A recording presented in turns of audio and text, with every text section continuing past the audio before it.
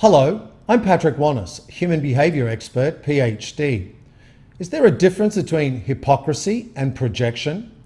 Well, the TLC TV show 19 Kids and Counting created a lot of controversy once it was revealed that the eldest son, Josh Duggar, aged 27, molested 4 of his sisters and a family babysitter when he was 14 and 15 years of age. The reason for the public outrage is quite obvious. The first reason, because 5 innocent girls were abused. The second, because the family never said anything about it, never revealed it, kept it a secret. The third reason is because of the family's actions, Josh Duggar was never punished by the authorities, never faced any consequences, and was never registered as a potential sex offender. The third reason that the public is so outraged is because of outcries of hypocrisy. Jim Bob and Michelle Duggar, the parents, and Josh Duggar, who is was part of the Family Research Council, were very much activists, anti-gay, anti-lesbians, anti-gay marriage, etc. However, they went a lot further than that.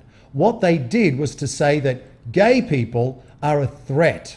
They're a threat because they're potential pedophiles. They're a threat to children, to wives, and to families.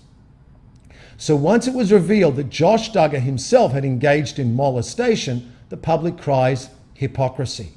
However, in the field of psychology, we actually refer to this as projection. Projection is I hate in you what I subconsciously hate in myself. I accuse you of doing things that I'm doing.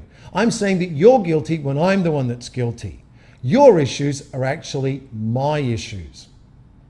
Of course, this is a wonderful defense mechanism as a way of me never having to face what I actually hate about myself, never bringing it to the conscious. So here is what we see very often. We see people grabbing a Bible, thumping it, and saying this is wrong and that's wrong. Then we find out they're actually engaging in it. There was also another incident. Dr. George Alan Reckers, in the 1970s, he was part of a study at UCLA trying to reverse what was known then as the Sissy Boy Syndrome.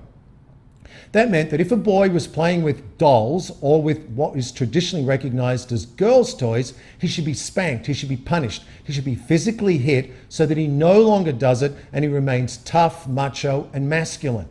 Well, the study didn't work. It failed completely and miserably. But Dr. George Alan Reckers went on later to form the Family Research Council. Yes, that's the same one that Josh Duggar was in. And then he became a very strong anti-gay activist. However, in 2010, his projection was also exposed. He was caught traveling to and from Europe with a male escort, a male prostitute that he had found on rentboy.com. Of course, he denied it and said, listen, I just needed someone to carry my luggage. However, the actual male escort said, no, I was giving him sexual massages. These are 2 clear examples of projection. Projection happens very often. We'll have the man who's accusing his wife of infidelity when he's actually the one engaging in it.